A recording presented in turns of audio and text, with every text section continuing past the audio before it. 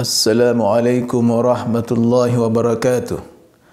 Alhamdulillahi rabbil alamin. Wassalatu wassalamu ala ashrafil anbiya wal mursalin Sayyidina Muhammadin wa ala alihi wa sahbihi ajma'in, amma ba'du.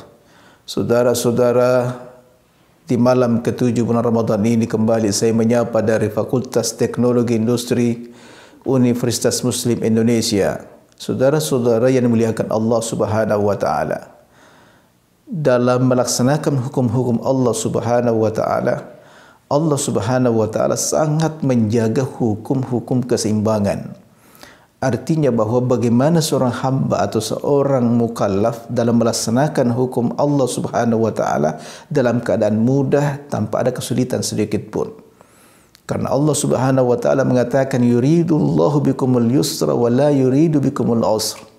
Allah Subhanahu wa taala menginginkan kepada kita kemudahan dan tidak menginginkan kepada kita namanya kesulitan. Ayat lain mengatakan yuridullahu ay yukhaffifa ankum wa khuliqal insanu dha'ifa. Allah ingin meringankan beban kita dalam melaksanakan yang namanya hukum-hukum ini. Dan manusia diciptakan dalam keadaan lemah. Nah, dari sini kita memahami bahwa hukum-hukum dalam Islam itu sifatnya tidak ekstrim atau tidak radikal dan tidak liberal. Oleh karena itu, dalam hukum Islam itu muncul yang namanya hukum rukhsah. Hukum rukhsah itu adalah hukum yang kita diberikan oleh Allah Subhanahu wa taala agar supaya mudah dalam melaksanakan hukum tersebut karena keadaan yang menuntut. Makanya ada sebuah hadis Nabi sallallahu alaihi wasallam mengatakan innallaha yuhibbu an tu'ta rukhasuhu kama yuhibbu an tu'ta azaimuhu. Allah Subhanahu wa taala sangat menyukai kita melaksanakan hukum rukhsahnya sebagaimana Dia menyukai kita melaksanakan hukum azimahnya.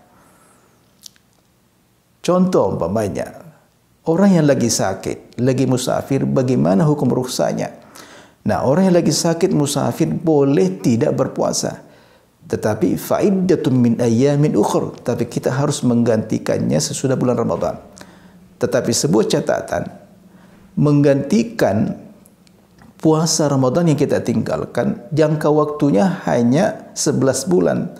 Tidak boleh sampai datang bulan Ramadan selanjutnya. Nah, apabila datang bulan Ramadan selanjutnya kita belum menggantikan, belum mengqada puasa yang kita tinggalkan itu, maka di sini sebagian besar ulama kita mengatakan kita mengqada puasanya dan juga kita membayar fidyah juga. Itu menurut pendapatnya Imam Syafi'i, Imam Ahmad dan Imam Malik.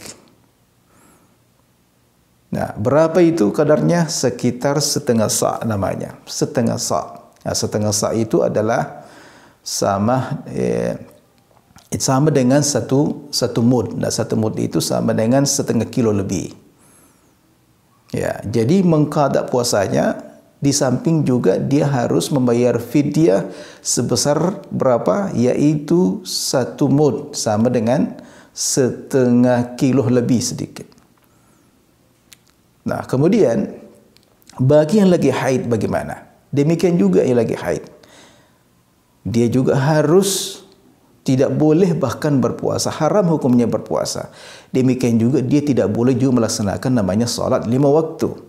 Sebuah hadis Nabi sallallahu alaihi wasallam mengatakan, "Kunna nahidu fi ahdin Nabi sallallahu alaihi wasallam. Kunna nu'maru bi qada'is shaum wa la nu'maru bi qada'is shalah." Kami pernah haid di zamannya Nabi sallallahu alaihi wasallam. Kami hanya disuruh mengqada puasa, tapi kita tidak disuruh mengqada salatnya. Nah, ini juga hukum rukhsah bagi yang lagi haid. Nah, sekarang bagaimana yang lagi hamil dan menyusui? Bagaimana hukum rukhsahnya? Nah, kita lihat dalam hadis Nabi sallallahu alaihi wasallam mengatakan innallaha wada'a 'anil musafir as-shaum wa syatra as-salah wa 'anil hamil wal murdi as-shaum. Sesungguhnya Allah Subhanahu wa taala membolehkan bagi musafir untuk berpuasa, untuk tidak berpuasa dan melaksanakan yang namanya salat qasar. Ya, yang namanya salat qasar. Nah, ini juga hukum rukhsah baginya. Dan ada pun yang lagi hamil dan menyusui untuk tidak berpuasa. Nah, ada hadisnya jelas sekali. Nah, bagaimana hukumnya atau rukhsahnya bagi yang lagi menyusui dan lagi hamil? Di sini juga ulama kita berbeda pendapat.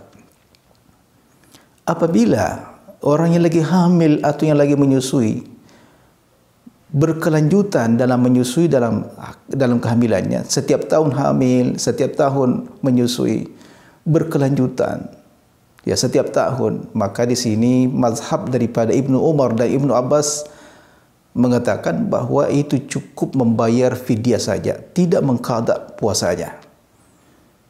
Nah, bagaimana kalau umpamanya seorang yang lagi hamil dan menyusui, dia takut kepada dirinya sendiri, dia takut kepada kesehatannya.